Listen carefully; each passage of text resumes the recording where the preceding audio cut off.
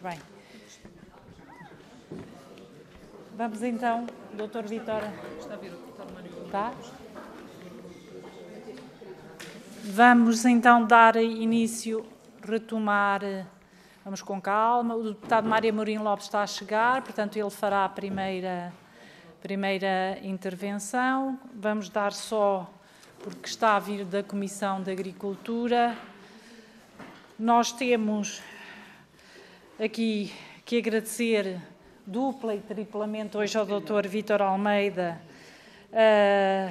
pela sua presença, pela paciência, porque hoje tivemos um dia um bocado diferente, tivemos a Comissão Permanente e ela demorou um bocadinho mais e, portanto, vamos então dar início à audição do Sr. Presidente Missionário do INEM, Vítor Almeida, a requerimento, estou aqui a fazer compasso e pode continuar a respirar, a requerimento da Iniciativa Liberal, e depois temos aqui os tempos, para prestar esclarecimento completo sobre o atual contexto no seio de uma das principais estruturas do SNS.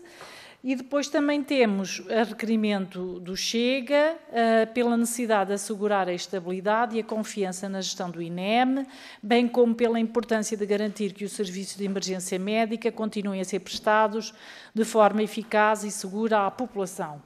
Portanto, começamos uma primeira parte desta primeira ronda com os grupos requerentes, começando a Iniciativa Liberal, com 5 minutos e depois o grupo requerente do Chega com 5 minutos. Depois o Dr.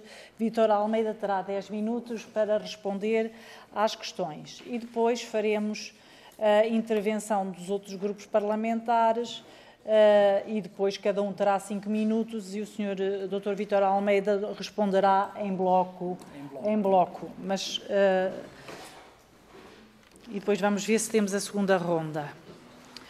Portanto, passando agora a palavra ao Sr. Deputado Mário Amorim Lopes, deputado do Grupo Parlamentar da Iniciativa Liberal. Muito obrigado, Sr. Presidente. Favor. Antes de mais, apresento-me a pedir desculpas pelo atraso. Vim aqui da Comissão de Agricultura. Enfim, vicissitudes de um partido grande, mas com um grupo parlamentar ainda pequeno. Temos de nos desdobrar e, portanto, enfim, peço desculpa pelo atraso, agradeço a compreensão e a tolerância e o compasso de espera. Saúde e cumprimento aqui a vinda do Dr. Val Almeida, muito obrigado pela sua disponibilidade. Vítor Almeida, peço desculpa, a minha dislexia a trair-me uma vez mais. Vítor Almeida, obrigado pela correção. Aqui, naturalmente, que todo este caso levantou grande perplexidade, porque o INEM está numa situação bastante periclitante, enfim, para não usar outro qualificativo, e porque acabou por ser uma nomeação que não foi bem nomeação, não foi promulgada e, portanto, em termos legais não acabou por ser mesmo uma nomeação e algo aconteceu neste processo. Enfim, da nossa parte, a Iniciativa Liberal não nos interessa os contornos particulares, pessoais da situação, não é isso que estamos aqui a tentar perceber, é, no fundo, o que é que colocou em causa a sua aceitação, ou seja, se foi de facto ao nível da instituição em que se apercebeu, e é legítimo, se apercebeu onde se iria meter, e portanto, enfim, isso naturalmente que levanta reservas, pode levantar reservas, era um caso muito complicado, se lhe foi prometido algum tipo de recursos que entenderia necessários para fazer o seu trabalho no INEM e que depois, seja por que motivo for, não foi possível assegurá-los, e portanto houve aqui, enfim, de alguma forma, uma quebra naquilo que tinha sido estipulado, tinha sido averbado entre as partes. Enfim, o que no fundo nós gostaríamos de perceber era dissipar quaisquer dúvidas sobre este processo e perceber a raiz de tudo isto e porque é que, enfim, acabou por não ser nomeado então Presidente do INEM. Muito obrigado.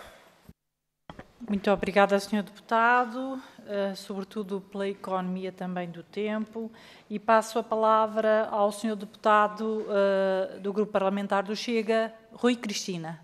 Sr. Deputado, agora sim. Muito obrigado, Sra. Presidente. Caras e caros deputados, Dr. Vítor Almeida, seja bem-vindo à Casa da Democracia. A sua recente decisão de recusar o cargo de Presidente do INEM, após ter sido nomeado ou referenciado pelo Governo que iria ocupar esse cargo, gerou aqui grande surpresa e suscitou várias interrogações, tanto no setor da saúde como na própria opinião pública.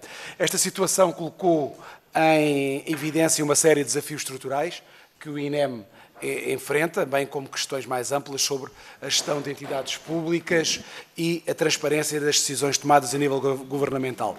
Num contexto onde o INEM é uma instituição vital para a proteção da saúde e da vida dos portugueses, é fundamental compreender as razões que o levaram a abdicar desta função. A sua saída, motivada por uma alegada falta de garantias essenciais, contradiz as declarações oficiais do Ministério da Saúde, que indicou razões de natureza profissional, e essa divergência de versões exige aqui um esclarecimento profundo, especialmente no que diz respeito às condições estruturais e financeiras da instituição, que, como referiu, enfrenta sérias dificuldades.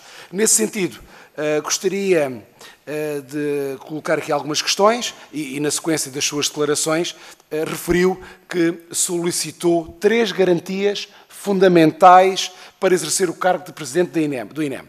Eu passo aqui a citar o que veio na comunicação social e aquilo que escreveu, escrevi uma carta a exigir garantias imprescindíveis para poder assumir o cargo, nem quer que seja por um dia, a garantia e proteção jurídica, caso o Tribunal de Contas chumbe o ajuste direto, de forma a que não se comprometa o socorro em Portugal. Em segundo lugar, passo a citar o reforço das verbas, tendo em conta que o INEM precisa de investimento substancial, tem uma frota lastimável e os seus profissionais precisam de estabilidade financeira. E, em terceiro lugar, passo a citar também, perceber como é que se dá uma demissão de alguém, isto referindo-se ao Dr. Luís Meira, que possa ter cometido alguns erros, mas que tem a versão dele porque a demissão não está esclarecida. Ou seja, conclui afirmando que a Ministra não lhe conseguiu dar as garantias. Perante este cenário, também disse que não estava disponível para liderar um instituto no qual não possa fazer a diferença. E o que eu lhe pergunto é se confirma que a falta de resposta a estas exigências foram a principal razão para a sua renúncia. E desde o momento que foi contactado para assumir a presidência do INEM, se colocou desde logo essas condições, ou se só posteriormente, após aqui uma análise mais afincada, detalhada da situação, considerou que seriam imprescindíveis para aceitar o cargo. O Ministério da Saúde justificou a sua saída com razões profissionais. Como é que interpreta esta explicação e de que forma ela se alinha ou não com os motivos que apresentou publicamente? Em relação ao ajuste direto para garantir os helicópteros de emergência médica, o que tem a dizer sobre esse processo? Considera que houve falhas graves de gestão e, se estivesse no cargo, que nós gostaríamos de saber que medida iria tomar para evitar um impasse daqueles. A Força Aérea foi envolvida neste processo como uma alternativa aos meios civis. Acredita que esta solução é viável e é sustentável? E, na sua perspectiva, se os meios militares podem realmente substituir os meios civis na resposta de emergência médica? Também mencionou que a demissão do Dr. Luís Meira, e anterior Presidente do INEM, o incomodou particularmente. Qual é a sua relação com o Dr. Meira e por que considera a sua demissão um ponto fulcral na sua decisão? Pelo menos este é o entendimento que nós fizemos com a informação que nos chegou. E, na sua visão, quais são os principais problemas que o INEM enfrenta atualmente e se a gestão do Instituto nos últimos anos esteve à altura das exigências do serviço que presta e se considera que a remuneração dos técnicos de emergência pré-hospitalar é justa e se é condizente com as responsabilidades e riscos da sua função. E, finalmente, para não me querer alongar muito mais, já lhe fiz algumas questões e gostaria que me pudesse responder da forma mais sincera, e eu acredito que irá fazê-lo. É assim que eu conheço, uma pessoa frontal. Termino com uma última questão, que é, finalmente, se tivesse decidido assumir a liderança do INEM, quais teriam sido as suas 3 principais prioridades para transformar a gestão e assegurar o futuro desta instituição? Muito obrigado, doutor. Muito obrigada, Sr. Deputado. O Dr. Vítor Almeida tem 10 minutos para responder às questões, sabendo que depois haverá uma segunda ronda onde pode também, se alguma ficar ou não ficar na plenitude respondida e, portanto, primeira palavra também, terminando, desejando-lhe uma boa audição, Sr. Doutor. Obrigada. Para ser breve, antes de mais, queria agradecer a possibilidade de poder aqui esclarecer os portugueses no canal correto e no canal que acho que é mais certo, que é de facto a Casa da Democracia, porque é aqui que se deve falar. E como viu, falei uma vez só à comunicação social. Aliás, falei duas. Falei naquela manhã, depois de ler o comunicado do Ministério, que não correspondia à verdade, e respondi depois ao Sr. Ministro Leitão Amaro, e aí sim tive claramente de clarificar o que era verdade. E a Sra. Ministra, como via, há 3 versões diferentes. A primeira é que foi por razões profissionais que eu não aceitei o cargo, depois há uma segunda versão que, bem, assustei-me com a casa. Eu conheço a casa desde 1997. 1997. Eu tenho 58 anos, desde 97 que abrimos o Conduto de Coimbra. Portanto, eu conheço a casa, apesar de estar a recibo verde naquela casa, a trabalhar nos helicópteros. Eu não sou do quadro do INEM, sou do Hospital de Viseu, onde estou muito bem, hospital que eu gosto muito, com muito orgulho, e, portanto, a minha relação com o INEM é a recibo verde, a trabalhar. Pronto. E, portanto, a terceira versão da Sra. Ministra, depois, de facto, que eu coloquei e que pedi condições, garantias que ela própria considerou razoáveis, ela diz isso. Eu, se calhar, porque acho que a carta é muito importante, porque a carta é prova dos factos. A carta diz claramente o que é que eu pedi à Sra. Ministra. Esta carta que está na minha mão não saiu da minha mão. Esta carta saiu para a comunicação social cerca de 10 dias depois e não foi por minha via, que fique muito bem claro. Portanto, a partir do momento que uma carta destas, que é pessoal à Sra. Ministra, que foi sempre correta no trato comigo, e tenho que dizer isto, a Sra. Ministra foi sempre correta no trato, e eu também fui sempre correta no trato com ela, e, portanto, sei que também, e estou convicto que não foi ela, e, portanto, quando vejo uma carta que é pessoal, dirigida à Sra. Ministra da Saúde, que vem cá a público, a partir deste momento, acho que estou perfeitamente à vontade para, quando é pedida, partilhá-la com quem de direito e quem quer saber da carta, porque está aqui a prova dos factos, e corresponde a tudo aquilo que eu disse naquela breve entrevista na RTP. 10 minutos é impossível, mas vou tentar. Portanto, primeira pergunta ao deputado da Iniciativa Liberal. Medo do desafio, doutor. Há uma coisa que se aprende quando se está em território hostil. É uma coisa que aprendi, sobretudo agora na Ucrânia, com a formação que o Dr. Miguel Guimarães sabe que estamos lá a fazer. Nós não podemos pisar terreno minado. E essa é a regra número 1. Nós temos de ter os pés bem firmes quando temos um projeto de vida. Isto é um projeto de vida. Eu fiz 2 especialidades de medicina geral e familiar como primeira e, por causa do INEM em 97, fiz novamente exame depois para hipanestesia, porque eu gosto disto e lutei. E já vi muitas vezes esta casa defender a especialidade de urgência. Isto foi um projeto de vida e concorri 3 vezes passei na CRESAP, como sabem. Portanto, eu estou mais que à vontade. Mais, tive o apoio quando sai o meu nome de todos os setores políticos. Me deixou muito feliz e muito tranquilo. Eu penso que o mais correto é, se calhar, explicar-vos a fita do tempo, que é o mais correto, que é o que a gente usa, vocês percebem o que é que aconteceu. Depois assim posso também responder ao deputado do Chega, Rui Cristina. Sim. Naquela noite de 30 de junho a 1 de julho, estávamos em Viseu e não sabíamos se íamos ter helicópteros no dia seguinte. Nós, como equipas, não sabíamos se o serviço ia parar, porque acabava justo direto. Era o limite da data. E, portanto, ficávamos todos, de facto, muito preocupados. O que é que acontece se não houver ajuste direto? Isto fecha. E se fechar, vão ser 4 meios aéreos que já estão reduzidos, porque na altura houve aquela grande dificuldade em manter um contrato com preço minimamente aceitável. Já estávamos reduzidos, portanto, 2 meios já só faziam 12 horas e 2 faziam 24. Já estávamos com uma limitação. Viseu foi dos sítios que foi mais prejudicado por causa disso, a região centro. Mas tínhamos a noção bem o que é que vai acontecer. De facto, por volta da meia-noite, recebi um telefonema dos colegas: olha, acho que isto está resolvido, há ajuste direto, portanto, vamos avançar. Pronto, fiquei muito mais aliviado. E no dia seguinte dessa admissão do Dr. Luís Meira, com o qual não tenho nenhuma relação pessoal, nem de amizade, nem familiar, seja o que for, mas eu conheço o Luís Meira também desde 98 e cruzei-me com ele na Ilha do Sal, quando recebe os refugiados da Guerra da Guiné. E, portanto, eu conheço o Luís desde aquele dia, é meu colega, é médico e, como tal, tenho que respeitá-lo como meu colega. Tivemos sempre um trato muito frontal, tivemos muitos conflitos, o Dr. Miguel Guimarães sabe disso, tinha que saber de ordem dos médicos na altura com o INEM, mas sempre com nível de elevação e com respeito. Portanto, aqui não há nenhuma ligação que possa aqui, de alguma forma, prejudicar. A admissão dele, para mim, de uma forma evidente. Eu fui no ciclo, passaram muitos anos, é normal, há um ciclo novo, a casa está a precisar de ser renovada e eu tranquilo. E muitos nomes já tinham circulado na praça pública, que isto é um país pequeno, de convidados, sondados, etc. Nem quisemos saber muito. De facto, à terça-feira a Sra. Ministra liga-me e dirige-me o convite para reunir com ela no dia seguinte.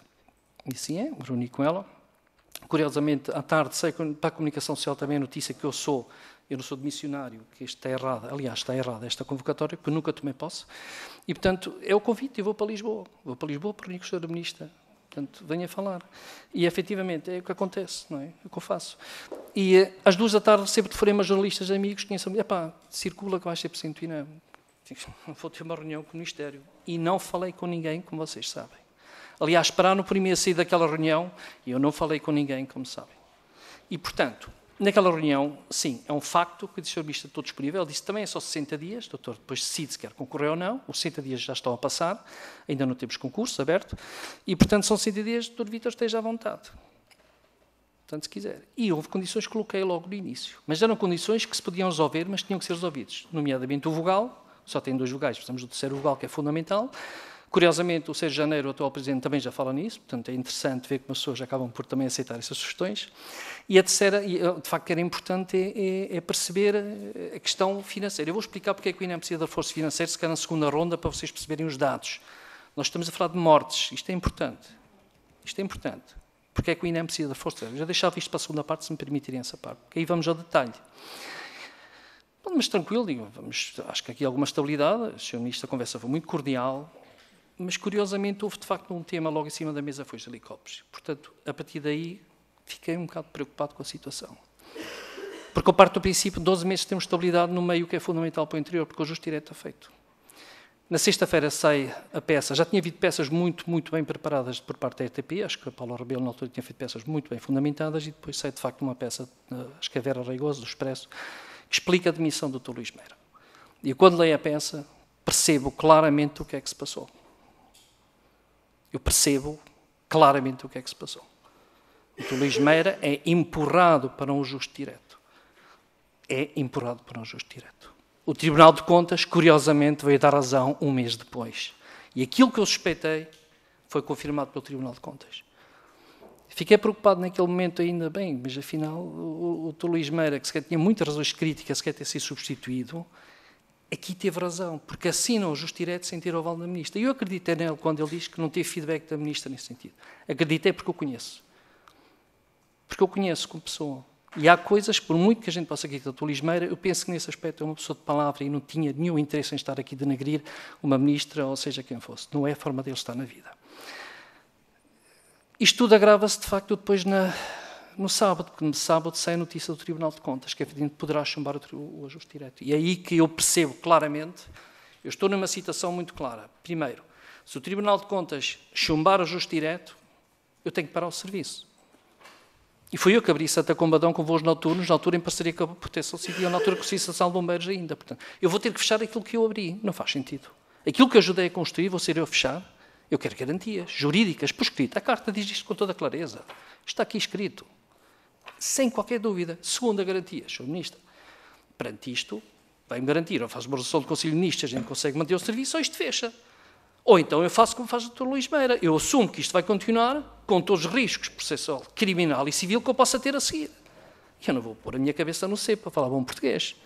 Como é evidente. Muita coragem teve o Dr. Luís Meira em assumir naquela noite que aquilo não fecha, porque senão no dia seguinte morria gente. Não tenha dúvidas disso. E, portanto, eu não quero estar nessa situação. O Sr. Ministro vai-me dar garantias, é que senão não aceito o lugar. E a segunda questão, o reforço das verbas de vogal é fundamental, porque eu tenho dados, depois falarei sobre isso.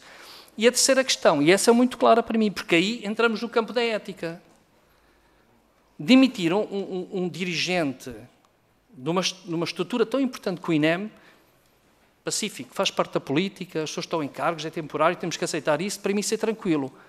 Substituir um colega meu, sair a concurso por uma demissão em que ele até tem razão, para mim, eticamente é reprovável. E eu, como médico, não aceito isso.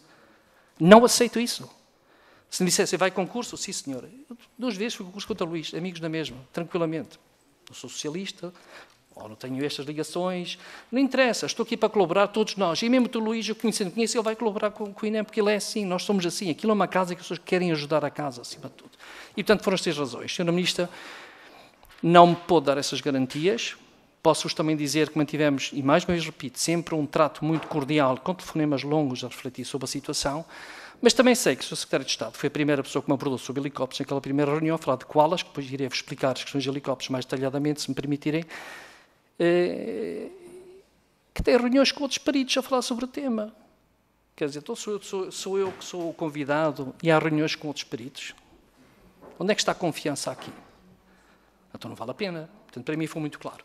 E, efetivamente, depois, e muito bem, a Sra. Ministra vem aqui na quinta-feira, eu falo com ela um dia anterior, tivemos que realmente refletir como é que se pode ajudar o INEM, eu lanço-lhe o repto, refundar o INEM, uma comissão técnica independente que acho que é fundamental, a proposta vem de mim, aceitou a proposta, e aliás, ela própria já tinha falado em refundar o INEM, e senti que estamos em sintonia, é preciso salvar o INEM, sendo Presidente ou não sendo Presidente, eu estou aqui para colaborar consigo, Sra. Ministra, não me importa ir para Lisboa, ajuda diretamente, para mim isto é tranquilo, agora tem que haver garantias. E pronto, e depois de manhã sai aquele comunicado que eu acho muito, muito infeliz e que me obrigou a responder. E as cartas comprovam, de facto, o conteúdo. O resto das perguntas eu, se calhar, na segunda ronda, explicar porque são questões de detalhes técnicos que são fundamentais. Muito obrigada. Eu até esqueci-me do tempo, mas cumprimos o tempo. Eu, então, passava a palavra ao Sr. Deputado do Grupo Parlamentar do PSD, Miguel Guimarães, que tem 5 minutos, Sr. Deputado. Por favor. Muito obrigado, Sr. Presidente. O tempo já está a contar. Senhoras e Senhores Deputados, Dr. Vítor Almeida, muito obrigado por estar aqui connosco hoje.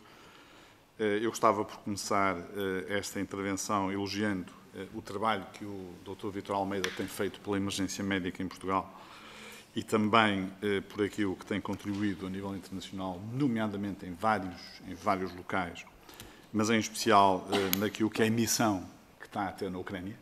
E eu quero levar isto nesta comissão, portanto, tem tido um papel determinante na formação de várias pessoas na Ucrânia que são muito importantes para os ucranianos, que têm que salvaguardar a vida dos doentes e muitas vezes em condições bem mais complicadas do que nós temos em Portugal.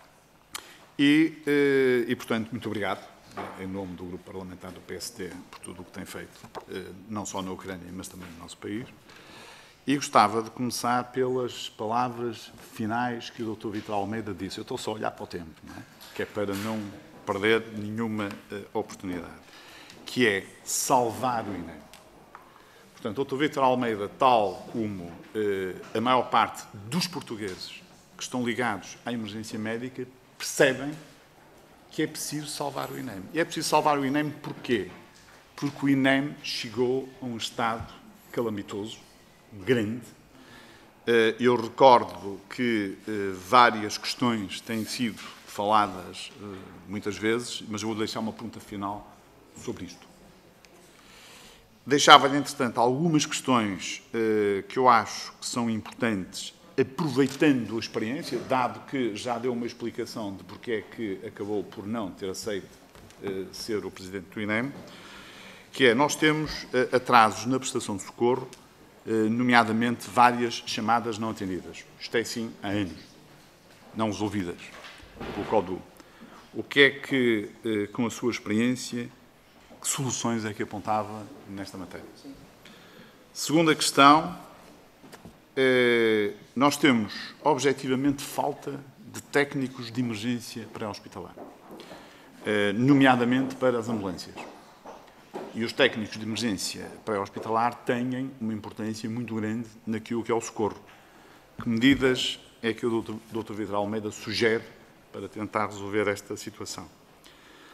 Relativamente à questão do heli-socorro, eu também estava preocupado com o Tribunal de Contas, não tanto, porque percebi que o Tribunal de Contas nunca iria tomar uma decisão que nos privasse de ter um dos principais, se não o principal meio de socorro em termos de situações mais graves e que salva muitas vidas, não é? Mas ficou no ar a questão da explicação como é que funciona o heli-socorro e se de facto, por exemplo, a Força Aérea neste momento, ou seja, de imediato, está ou não está em condições de poder garantir este serviço. A quarta questão que deixava o Dr. Vítor Almeida tem a ver com a questão das viaturas médicas inoperacionais, porque os diretores clínicos dos vários hospitais muitas vezes não cumprem a lei, ou seja, dando prioridade à emergência médica pré-hospitalar em vez de outras situações a nível de urgência. Eu sei que estas situações não são fáceis, porque um diretor clínico tem várias questões para gerir e muitas vezes não tem os meios adequados, mas gostava também de tentar perceber como é que esta situação pode ser resolvida, uma situação que tem anos e anos e que tem tido um impacto muito grande naquilo que é o funcionamento das viaturas de emergência médica.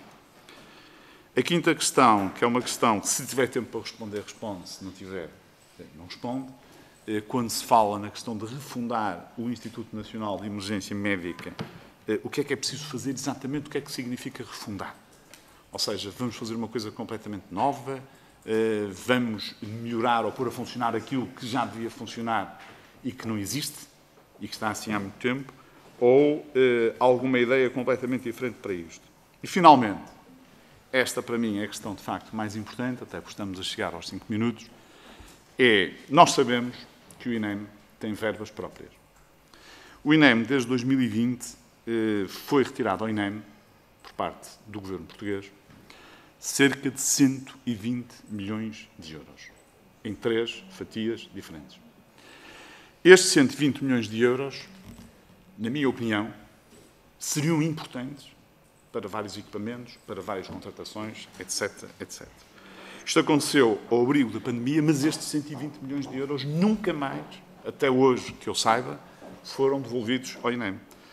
E a questão que eu lhe deixo é se o INEM tivesse estes 120 milhões de euros, podia ou não estar a funcionar melhor e quantas vidas é que nós podíamos ter salvo se isto tivesse acontecido. Se quiser responder só a esta pergunta, eu prescindo das outras todas. Obrigado. Muito obrigada, Sr. Deputado. Passo agora a palavra ao Sr. Deputado João Paulo Correia, do Grupo Parlamentar do PS. Também 5 minutos. Obrigado, Sr. Presidente. Cumprimento o Dr. Vítor Almeida, ex-futuro Presidente do INEM. O INEM tem um ex-presidente, tem um futuro Presidente e o Dr. Vítor Almeida é um ex-futuro Presidente do INEM, porque não chegou a assumir funções, foi convidado e não chegou a assumir funções.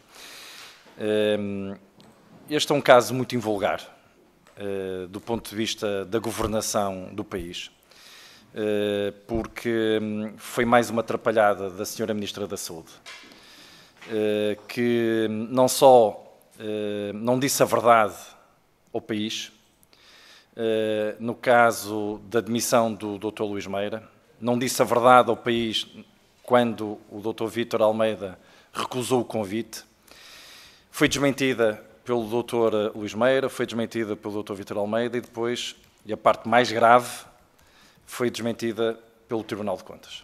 Eu nunca vi, e já conversei com muitos colegas deputados que estão há muitos anos nesta casa, foi a primeira vez que um membro do Governo foi atropelado por uma auditoria do Tribunal de Contas. E digo atropelado porque, na verdade, o Tribunal de Contas veio dar razão ao Dr. Luís Meira. Isto tudo acontece porque o atual Governo, quando assume funções, tinha na pasta de transição a conclusão de um concurso público que tinha sido lançado em janeiro para o aluguer de helicópteros de emergência médica. Não tinha ficado deserto, mas as propostas que tinham sido apresentadas eram muito acima do valor base. Se o mercado só está em condições de pagar aquele valor que é muito acima do valor do concurso, de facto, percebe-se de imediato, tem que se aumentar o valor base do concurso para responder àquilo que o mercado tem condições de oferecer. O atual Governo não quis aprovar uma resolução do Conselho de Ministros para elevar o valor do concurso, para que o concurso fosse lançado. E obrigou o INEM, o Dr. Luís Meira, o Conselho Diretivo, a tomar uma decisão muito difícil. Como aqui o próprio disse, ou assumia o risco do ajuste direto e continuava o país a dispor de helicópteros de emergência médica e com isso sujeitar-se a uma interpretação negativa do Tribunal de Contas e às sanções que lhe iam cair em cima de responsabilidade civil, pessoais. Portanto, ou não assumia esse risco e hoje o país não tinha helicópteros de emergência médica. O Dr. Luís Meira, quando aqui veio, teve a coragem de partilhar aquilo que foram os critérios da sua decisão e todo o contexto, mas fez mais. O Dr. Luís Meira entregou ao Parlamento, aos deputados, a troca de correspondência com o Ministério da Saúde, com a Sra. Ministra, a Sra. Secretária de Estado, com o Gabinete da Sra. Ministra, onde prova, e o Tribunal de Contas aí não deixou a mínima dúvida, que a Sra. Ministra e o Ministério da Saúde estavam em posse de toda a informação necessária para não deixar passar em branco o concurso público que era obrigada a promover junto do INEM. Ou seja, tinha que dotar o INEM de meios financeiros para lançar o concurso público. A Sra. Ministra, no dia 30 de junho, quando surge a notícia de que o INEM iria avançar com ajuste direto, reagiu de imediato dizendo: isso não é culpa minha, isso é culpa do Presidente do INEM. É típico da Sra. Ministra, no passa-culpas, perante mais uma crise, passou as culpas para o Presidente do INEM, dizendo que eu nem sei de nada, nunca o Presidente do INEM me colocou em cima da mesa as dificuldades que o INEM estava a enfrentar para lançar um novo concurso. Foram estas as palavras da Sra. Ministra. E o Dr. Luís Meira veio cá dizer e provar exatamente o contrário. E essa documentação foi entregue ao Tribunal de Contas. E o Tribunal de Contas, eu também quero recordar o seguinte: quando o Dr. Luís Meira veio aqui à Comissão de Saúde, todas as notícias diziam que o Tribunal de Contas iria sancionar o ajuste direto. O Dr. Luís Meira estava debaixo desse cutelo de que as notícias que saíam diariamente era de que o Tribunal de Contas ia sancionar o ajuste direto. Bom, não aconteceu assim. O Tribunal de Contas deixou claro: o Ministério da Saúde, o Governo, a Sra. Ministra da Saúde, obrigaram o INEM a lançar um ajuste direto porque não dotaram o INEM dos meios financeiros. A pergunta que eu faço é: quando conversou com a Sra. Ministra sobre este processo dos helicópteros de emergência médica, qual era a estratégia da Sra. Ministra da Saúde? Porque, e agora mesmo para terminar, nós estamos verdadeiramente preocupados porque não há sinais nem vestígios do novo concurso público. Estamos em setembro e este ajuste direto acaba no dia 31 de dezembro. Os senhores deputados já se aperceberam que ou é lançado um concurso público concluído até dia 31 de dezembro, para termos helicópteros de emergência médica em janeiro, ou não vamos ter. E a Sra. Ministra aqui na audição disse que não havia concurso. Eu acho que é um momento de pânico. Portanto, o novo direito não será permitido. Muito obrigada, Sr. Deputado. Passo a palavra à Sra. Deputada Marisa Matias, do Grupo... peço à Sra. Deputada Paula Santos, do Grupo Parlamentar do PCP. Muito obrigada, Sra. Presidente. Cumprimento também o Dr. Vítor Almeida e agradecendo já o conjunto de elementos que partilhou connosco nesta comissão. De facto, a situação da emergência médica, em particular a situação do INEM, enfrenta um conjunto de constrangimentos que não são de hoje, que já vêm de trás, mas que exigem, de facto, soluções e exigem respostas. Estamos a falar, aliás, o doutor conhece bem, mas estamos a falar, de facto, da resposta de socorro à população e que, naturalmente, o país tem que ser dotado dos meios todos que necessita para poder assegurar o socorro como nós entendemos que deve ser assegurado e, naturalmente, salvar vidas, como aqui fez essa referência. Houve todos estes desenvolvimentos relativamente ao processo dos helicópteros e o facto de não se ter, do Governo não ter dado a resposta atempadamente para a resolução deste problema, mas eu gostava de lhe fazer uma pergunta, até porque é conhecedora desta área, porque é uma questão que nos inquieta. Ou seja, o Estado não tem capacidade própria em termos de meios aéreos.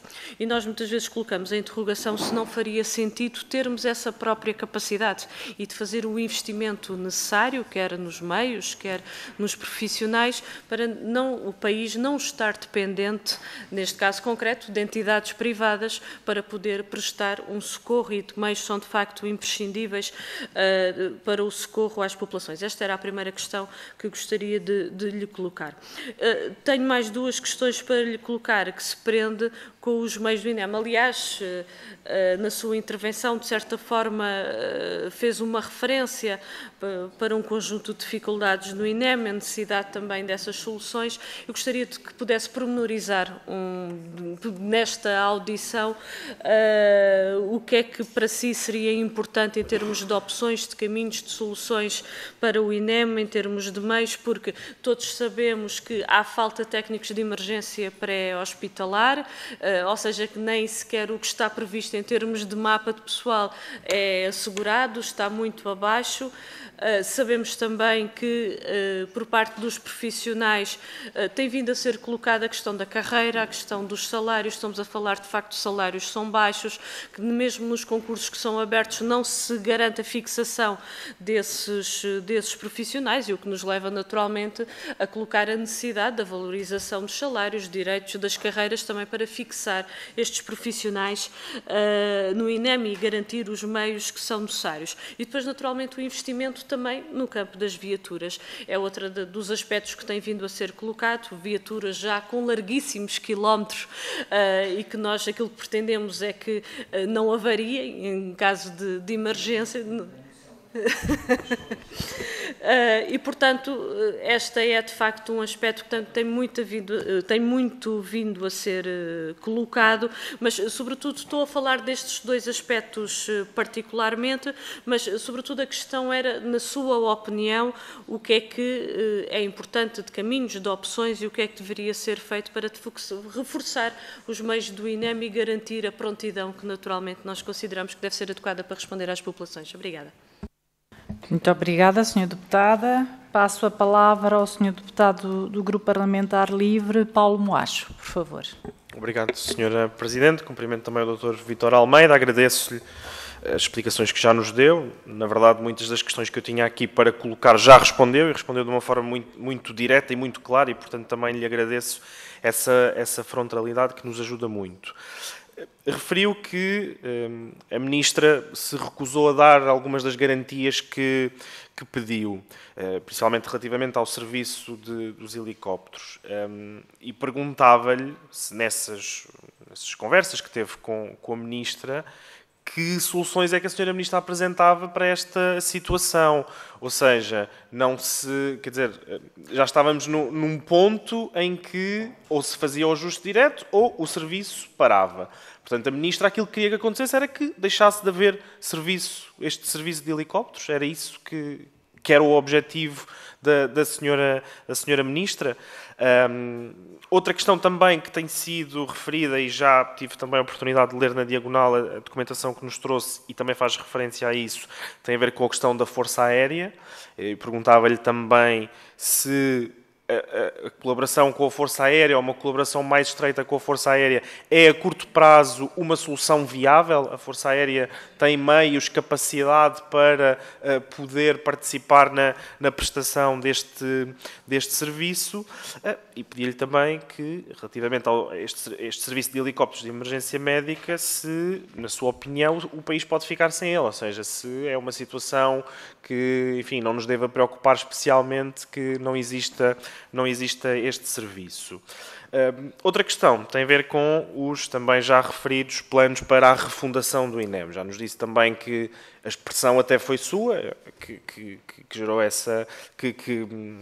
que sugeriu essa refundação do INEM à Sra. Ministra.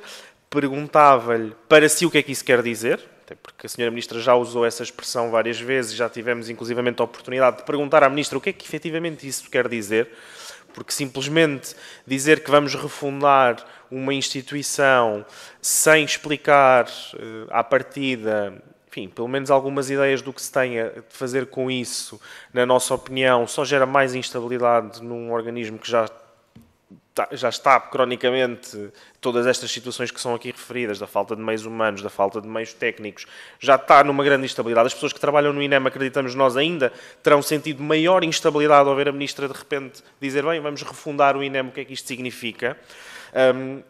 Portanto, perguntava-lhe, em primeiro lugar, o que é que para si isto significa, até porque também tem uma grande experiência com o INEM e, portanto, o seu contributo aqui também é essencial. Que medidas é que acha que são urgentes e essenciais para o INEM, e também se, e se considera que pode partilhar connosco, o que é que isto significa para a Ministra, o que é que são os planos que a Ministra da Saúde tenha, e que tenha partilhado consigo e considero que pode partilhar connosco, para a refundação do INEM. Estamos aqui a falar é apenas um reforço de meios, é um desmantelamento ou separação daquilo que são serviços e funções que o INEM tem neste momento, distribuir por outras entidades públicas e eventualmente por entidades privadas. E o que é que concretamente estamos a falar quando falamos de refundação do INEM? Obrigado. Muito bem. Uma vez que os senhores deputados Paula Santos e Paulo Moacho economizaram no tempo, eu iria dar 25 minutos ao senhor doutor para Vítor Almeida para poder responder cabalmente às questões, não prolongando o tempo mais. Estão de acordo? Pronto, 25 minutos no máximo. Doutor Vítor Almeida. Muito bem. Para não responder, algumas perguntas vou responder individualmente, se me permitirem, porque há alguns pontos que acho que são importantes que devem ser clarificados ou até desmistificados. Aqui continuamos com alguma mística sobre aquilo que é o socorro e, portanto, não vejo isto como aula. Uma vez já vim aqui falar sobre a emergência contra a sociedade, não é esse o sentido, é se calhar um pouco para percebermos um pouco mais a realidade em conjunto. Acho que isso é importante para se perceber qual é a realidade no terreno. Eu sequer sugeria que arrumávamos a questão dos helicópteros, que para mim, apesar de ter tido o impacto político que teve, é menos importante neste momento no INEM para mim. Apesar do impacto político que teve, temos outros problemas bem mais graves do que os helicópteros neste momento. O que é que os helicópteros de emergência médica fazem? Fazem 3 tipos de missões, basicamente. São as primárias, secundárias e terciárias. As primárias é socorrermos, como ainda fiz na semana passada no Caramulo, uma vítima do acidente, traumatismo. Vamos lá, socorremos a pessoa, estabilizamos, porque aqueles helicópteros são helicópteros que estão apetrechados basicamente como uma unidade de cuidados intensivos móvel, com todo o equipamento que uma sala moderna de emergência médica tem, e os nossos estão a nível europeu, claramente, em que praticamente nada nos falta do que é necessário para poder abordar uma trauma de doença súbita ou de traumatologia, de qualquer idade, que isto é importante, portanto, isto exclui também, desde o recém-nascido, que é importante, não é? até crianças, até os idosos, como é evidente. E, portanto, a panóplia daquilo que é exigências técnicas aos profissionais, e essa equipa é composta por um médico e enfermeiro, e os pilotos ajudam-nos no trabalho, que isto é muito importante que seja realçado, carregar macas, etc. E, portanto, é um trabalho altamente diferenciado.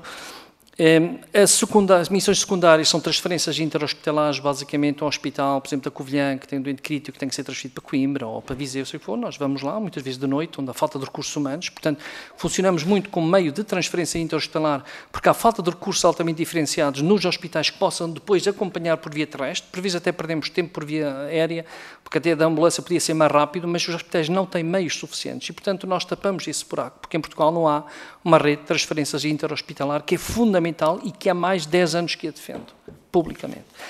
As missões terciárias são aquelas, no fundo, de transporte, por exemplo, de órgãos, de equipamento, equipas de órgãos que também fazemos. Portanto, no fundo, podemos fazer 3 tipos de missões.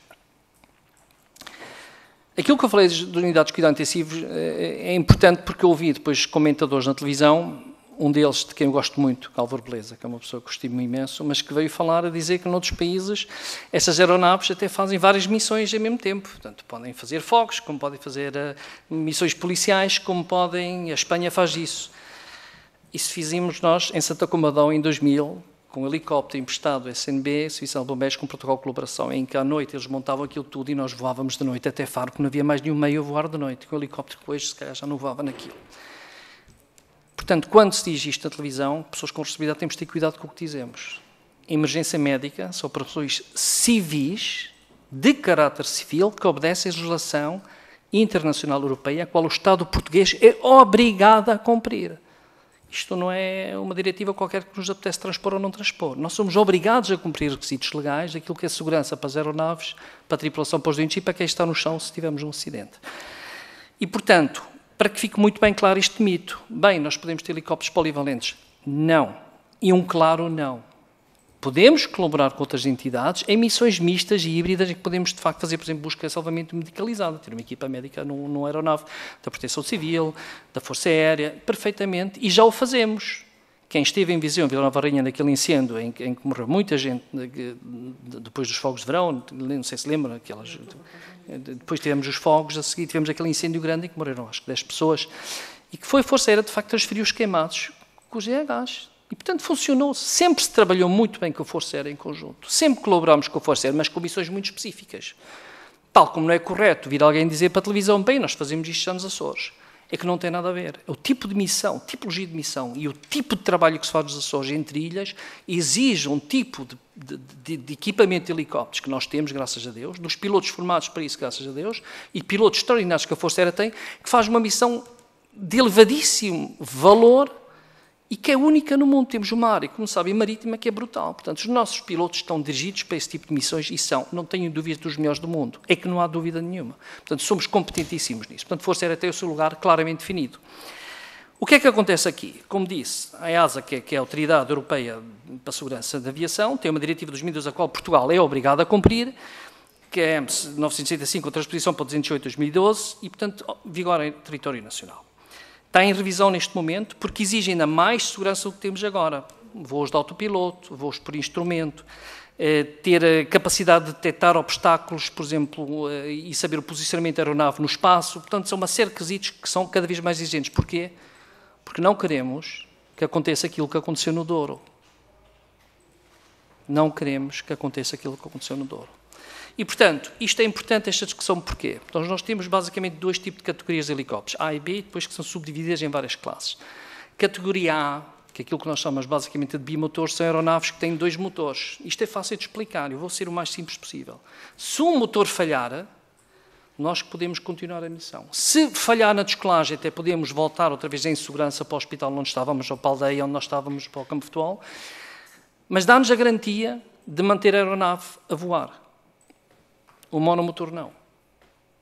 A aeronave cai no Douro, é um monomotor.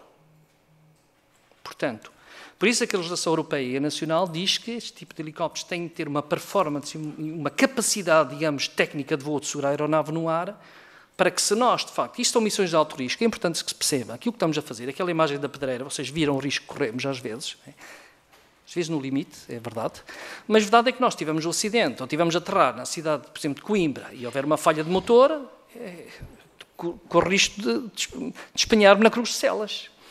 E se me despenhar com o monomotor na Cruz de Celas, tem uma falha de motor, é pilotos, a equipa médica, a enfermeira, é o doente, e depois é quem está no terreno. Portanto, evidentemente, este tipo de aeronaves não podem voar. Eu tentei explicar isto à senhora Cristina Vaz Tomé, quando me falou em koalas, e é a palavra que mais vezes devo ter ouvido nas últimas semanas sobre o mundo animal, eu disse que não, é que não vale a pena porque são monomotores. Aquela aeronave não pode voar. Primeiro, porque reduz-nos a segurança. Segundo, não cumpre a legislação europeia, a qual Portugal é obrigado a cumprir. E é um retrocesso. Mas aqui a forma, se calhar... Não, não há. Não há. E se o Estado quiser avançar por esse caminho, que fique claro, é um retrocesso civilizacional do ponto de vista daquilo que é a emergência médica. Mas é colocar em risco as equipas que estão e quem está em terreno. E não estou a falar de pilotos, estou a falar só na tipologia da aeronave. A alternativa são os Black Hawks. Conheço-os do Iraque, 2003. É uma máquina que, de facto, faz busca salvamento medicalizada, é uma máquina que cumpre estes requisitos. Não sei neste momento, eles foram comprados pelo Estado português, não conheço os detalhes todos, mas foram comprados para os fogos. Portanto, não há célula sanitária médica para aquilo. Tem que ser aprovado, tem que ser legislado, tem que ser autorizado. Portanto, tudo isto é um processo extremamente complexo, que se calhar podia ter sido feito a partir de abril, quando alguém pensou em passar isto para a Força Aérea e não fez.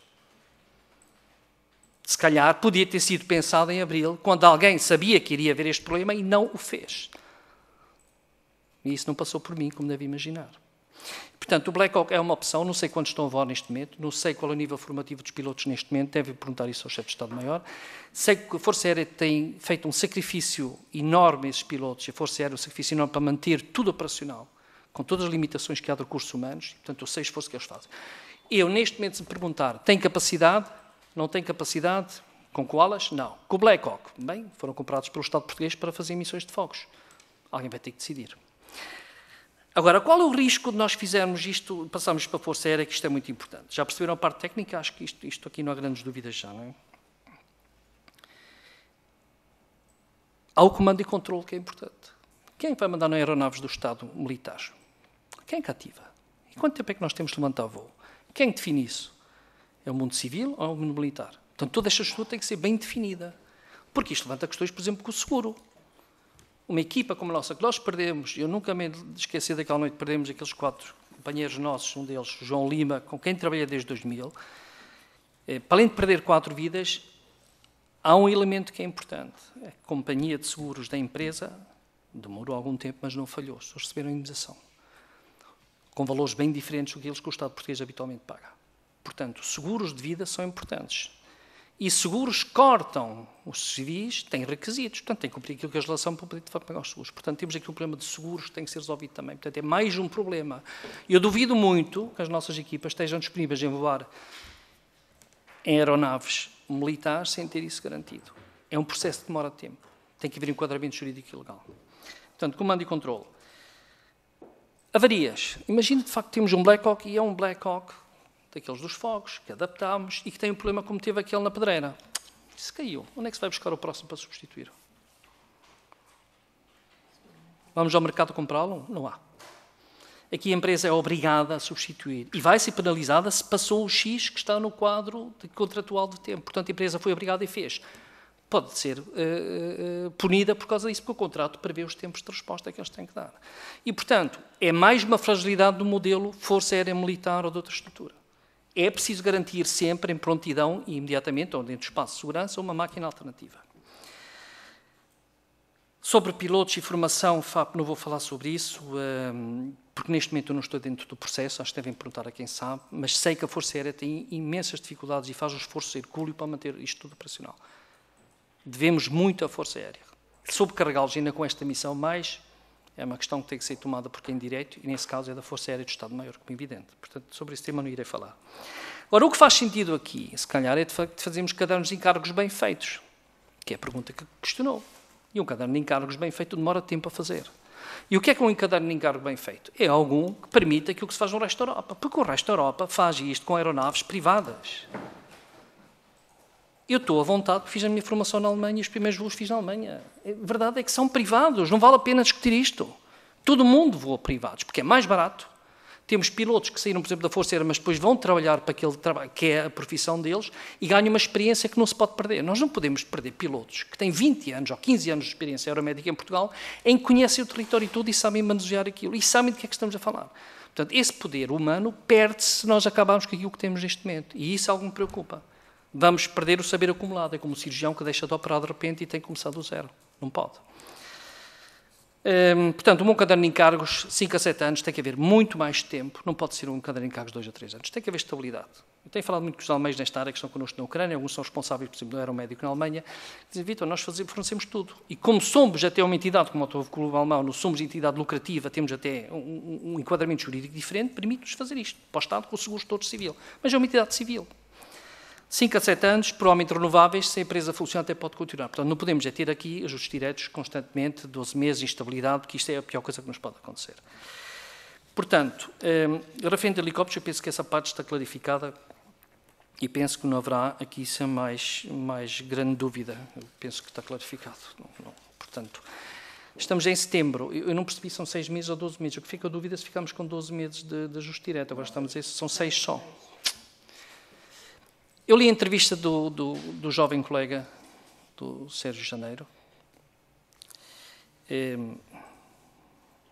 Não o conheço pessoalmente, tenho ótimas referências como ser humano dele, é meu colega, portanto é respeitado e deve ser respeitado como tal. Li a entrevista a 2 elementos que eu achei interessantes. A primeira é que a aceitação do cargo sem qualquer exigências, ele como militar e justifica-se como militar, de alguma forma é a vocação, não é? Ninguém dá lições de moral aos civis que estão no INEM há 20 anos ou 30 anos sobre aquilo que é devolver à pátria aquilo que nos é dado, que é a formação que nos é dada aqui. É que ninguém nos dá lições de moral. Ser civil ou militar a nós não nos interessa. O que interessa é sermos médicos, enfermeiros e técnicos de emergência, tripulantes de ambulância, etc., com dedicação à profissão. Todo o resto para mim é secundário. O patriotismo não se mede se eu visto uma farda. E quando estou com a farda do INEM, eu tenho a farda do INEM. O que me importa é o doente, não quer saber se é português, se é de outro país, se é um turista, não me interessa. A minha profissão é médica. E, portanto, esse devo dizer que não me caiu muito bem. E a segunda, que eu gostei de ler, aí já é diferente, porque ele, de facto, coloca a questão sobre o concurso em que ele quer as aeronaves todas a voar 24 horas, como nós tínhamos, portanto, ele abre essa porta. E depois, um elemento muito importante que ele diz que quer ir no ar em 15 minutos. E eu fiquei muito tranquilo, porque ele quando diz em 15 minutos, é que de noite até os privados têm dificuldades. E, portanto, se algo falhar, será sempre culpa, então, da entidade que assume o transporte em vez de ser entidade privada.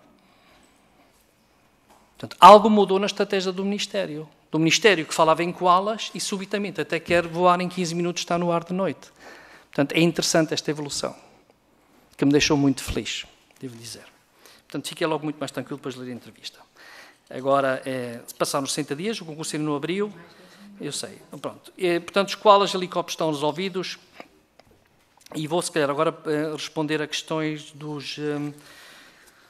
Porquê é que eu queria o aumento da verbas? E, se calhar, com isso consigo aqui responder as perguntas que foram colocadas. Pronto. Primeiro, estamos todos a falar dos técnicos de emergência pré-hospitalar. Peças fundamentais do puzzle, do INEM. Temos falta deles, CODU, chamadas não atendidas, sindicatos fartos de reclamar e com toda a razão, mal pagos, indiscutível. Precisam de um aumento salarial substancial para poder colocar, sobretudo, em zonas como Lisboa e nas zonas urbanas. Fundamental. Agora, a questão que não podemos esquecer é o seguinte, é que mais de 80% do socorro em Portugal não é feito pelo INEM como primeiro evidente. De facto, são os bombeiros e a Cruz Vermelha Portuguesa. É que ninguém aqui falou hoje deles. Nós temos 445 postos de emergência médica em Portugal.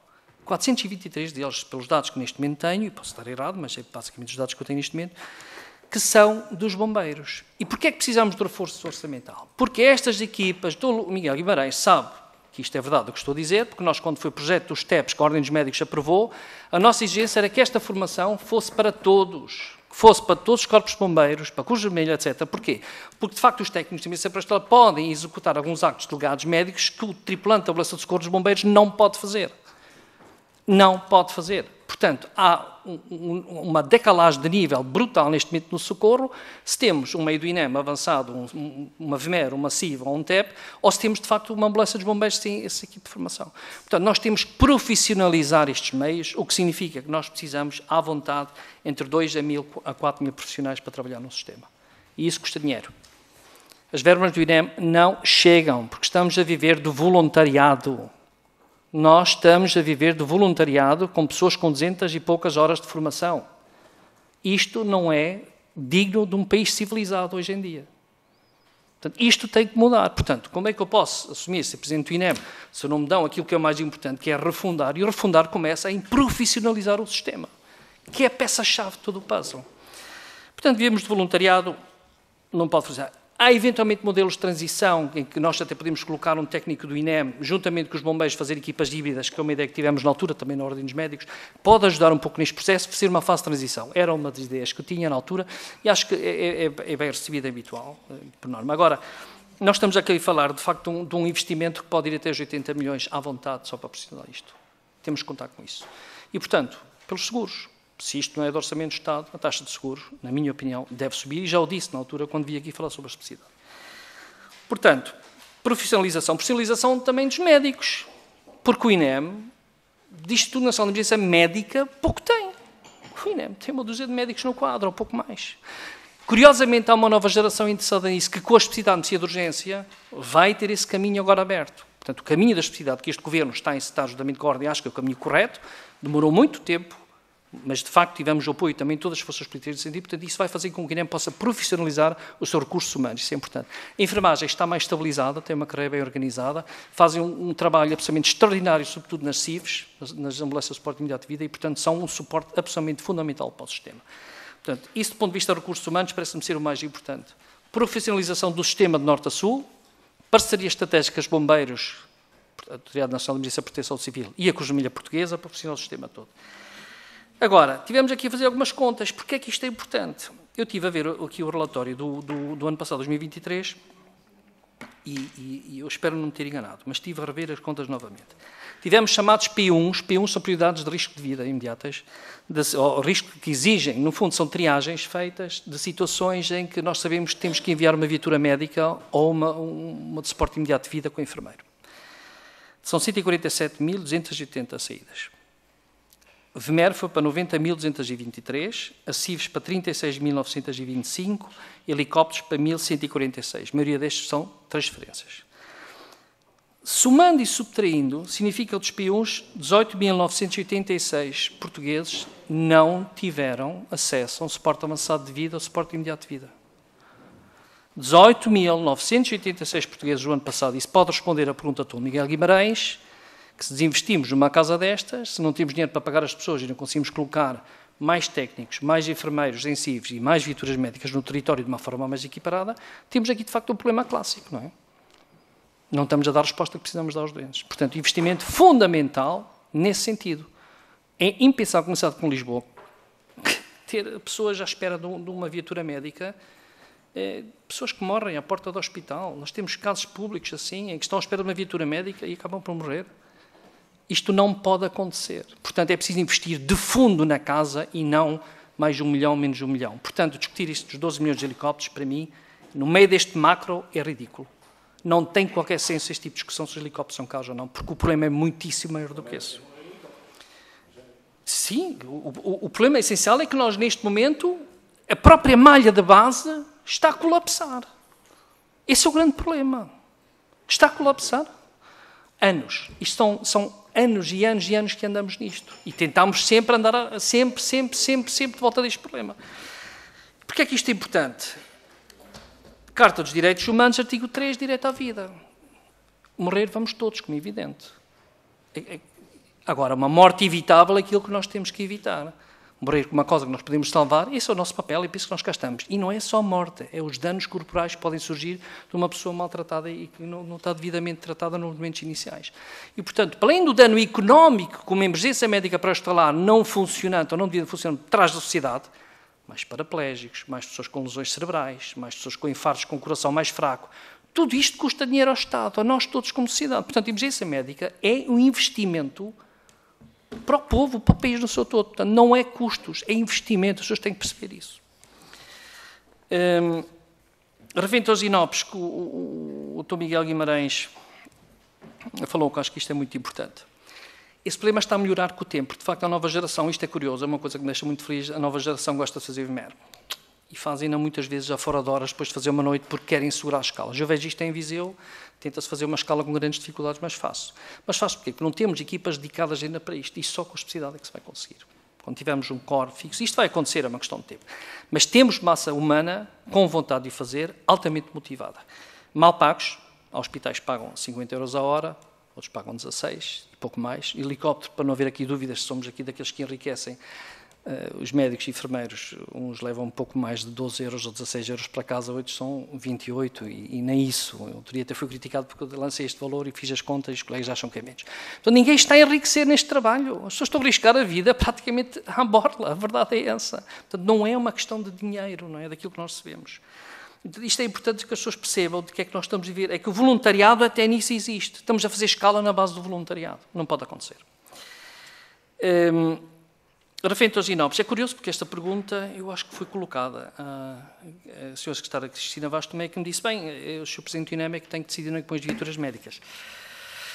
Não, há um despacho de lei, um despacho de 2014 que diz com toda a clareza onde é que estão as VMERs. Serviço de urgência polivalentes, os médicos cirúrgicos. E há uma ou duas exceções, pode haver uma exceção do INEM por aí fora. Mas quando o Sr. Secretário de Estado, que tem a tutela do INEM, responde desta forma, mais preocupado fica. Portanto, quem me iria tutelar desconhece a própria lei. E isto é complicado. Não pode responder a um deputado que vem perguntar viaturas médicas estão INOPs. O diretor clínico é responsável, com o despacho legal diz claramente, se faltar, vocês continuam. Tem que se arranjar alguém que para um bloco operatório. Tem lei, está claríssimo, e foi na altura o PSD que fez, e teve todo o apoio depois do governo seguinte, e manteve-se assim. Não se pode responder assim. O Presidente do INEM é que define para onde vão as viaturas médicas, porque isso não é verdade, não está na lei. E, portanto, responder a essa questão, parece-me também isso está clarificado. Tenho mais 2 minutos, pronto, para não esquecer. Meios próprios do Estado, que é uma pergunta importante, que é para eu explicar. Do ponto de vista estrutural, o investimento que precisamos do Estado, eu tenho muito sérias dúvidas que não sai mais barato. Por isso é que os países civilizados, digamos, aqueles com mais poder até económico e que fazem um grande controle das despesas do Estado, a Alemanha é um bom exemplo, tem uma rede brutal de helicópteros, fizeram as contas, é mais barato assim.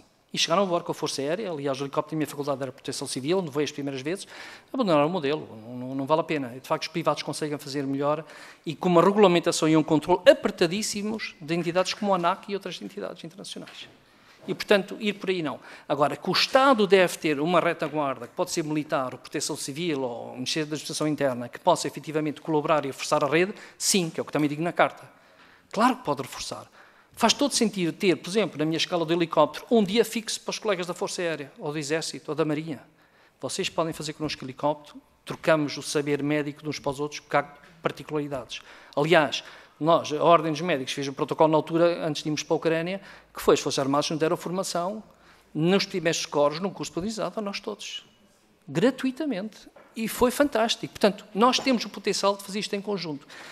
Eu sei que há uma segunda ronda e estamos com os últimos minutos. O plano Major, eu penso que deixaria isso para o fim, mas há aqui uma questão que é importante, falando de CODUs. Só para encerrar o tema CODU.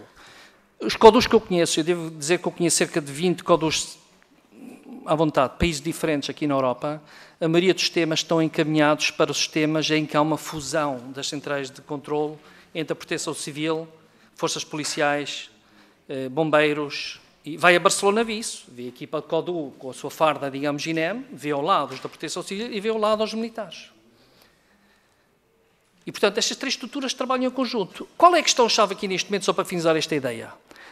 Este CODU que temos em Lisboa, e que vocês já visitaram, tem que sair daquele sítio. É preciso construir de raiz o edifício novo, é preciso investir de raiz em conjunto com a proteção civil, de uma estrutura antissísmica, protegida, que nos defenda, até porque, e o ideal é que não seja em Lisboa, porque os tempos não estão para grandes brincadeiras. Estamos em tempos de crise e de guerras na Europa, em que o país tem que estar seguro. Ter um CODU, no Almirante, acho que é Almirante Barroso, salvo erro, não é?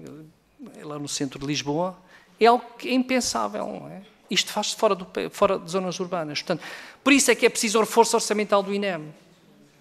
É que não é para gerir o dia-a-dia, é preciso refundar também aí, é preciso repensar o modelo de coordenação que nós temos dos meios, é preciso integrar os bombeiros neste tipo de modelo, se calhar é preciso descentralizar, agora é preciso criar de raiz e construir de raiz. Sobre a frota, só para acabar também, a última VMER com Candé tem 650 mil quilómetros andados.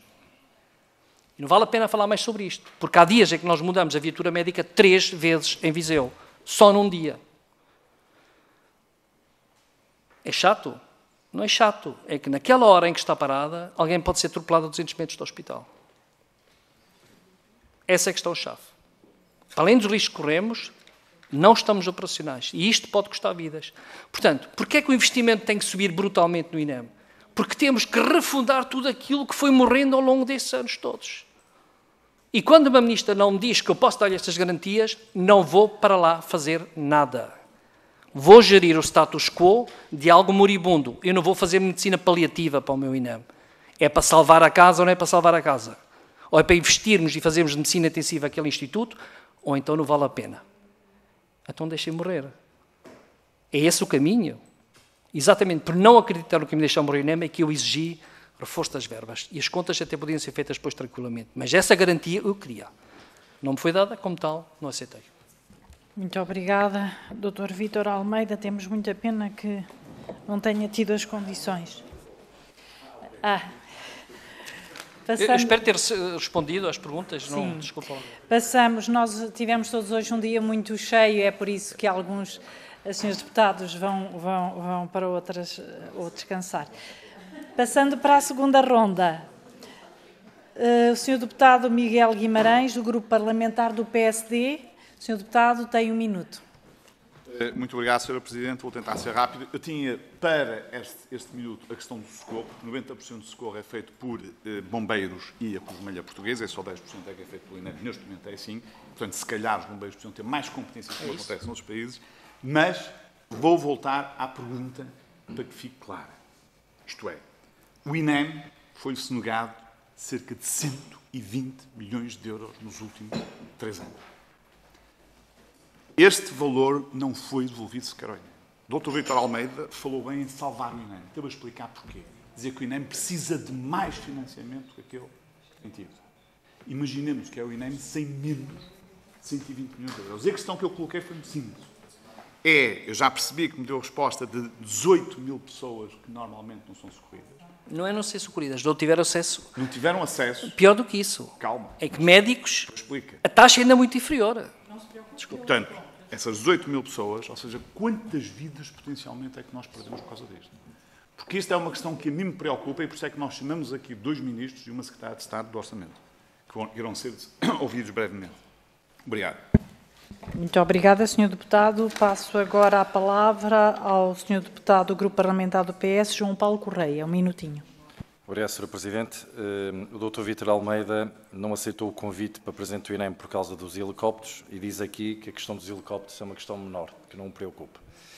Mas, apesar dessa contradição, continuamos muito preocupados, porque não podendo haver novo justo direito, das três uma.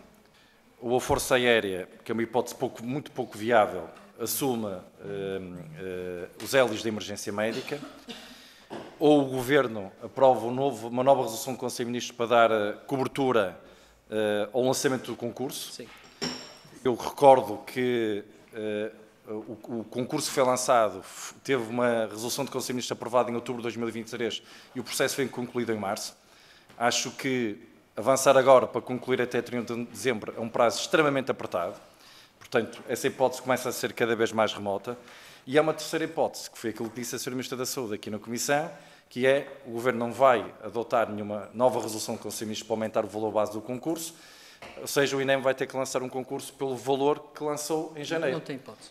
Ou seja, exatamente, não tem hipótese. E o que é que vai acontecer? Em vez de lançar a concurso 4 helicópteros, 2 deles 12 horas e 2 a 24, se calhar reduz a 2 helicópteros 12 horas para encaixar o caderno de encargos no valor que o mercado está capaz de responder.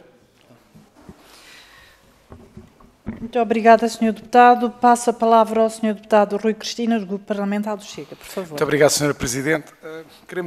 Quero agradecer, em nome do Grupo Parlamentar do Chega, ao Sr. Dr. Vítor Almeida, pela maneira como explicou aqui minuciosamente, fez um raio-x do INEM, tudo o que se passava, o que pensava relativamente aqui a algumas situações, como aqui o caso das aeronaves, contratá-las à Força Aérea, é algo que foi anunciado, mas que não foi pensado. É algo que tem muitas condicionantes e que me faz lembrar o Plano de Emergência de Saúde e Transformação.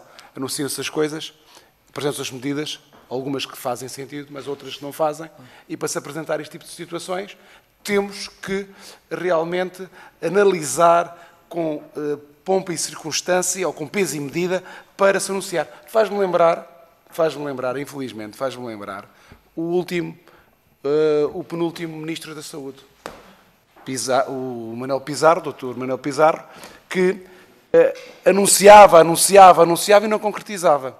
Exatamente, espero que tenho muito mais consideração pela atual Ministra da Saúde e espero que não vá nesse caminho do Partido Socialista, só com anúncios. Espero que haja concretizações, é isso que nós esperamos, porque os portugueses assim necessitam que hajam concretizações para que as pessoas tenham menos dificuldades no acesso aos cuidados de saúde e há algo que eu gostei muito de ouvir o Sr. Doutor dizer, que é refundar o INEM. O SNS também precisa ser refundado. Muito obrigado. Muito obrigada, Sr. Deputado. Passo a palavra ao Sr. Deputado do Grupo Parlamentar da Iniciativa Liberal, Mário Mourinho Lopes, por favor. Muito obrigado, Sra. Presidente. Serei muito breve, telegráfico mesmo, só para agradecer a vinda do Dr. Vítor Almeida, creio que desta vez não me enganei. Infelizmente não tive a oportunidade de assistir a toda a sua intervenção de resposta, assisti apenas a eu creio que os últimos 7, 8 minutos.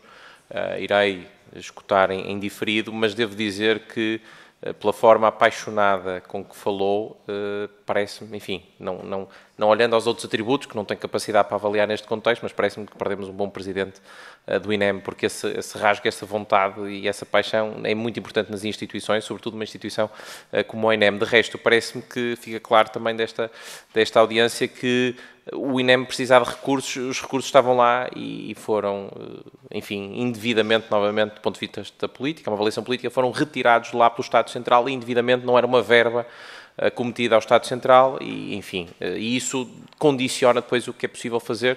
Nós vimos que no contrato com os helicópteros era uma questão de 12, 15 milhões, ora, tendo em conta os 120 milhões que saíram do INEM, seria facilmente acomodável e haveria cabimento se esse dinheiro não tivesse sido indevidamente, uma vez mais, retirado do INEM. Muito obrigado uma vez mais pelo seu tempo.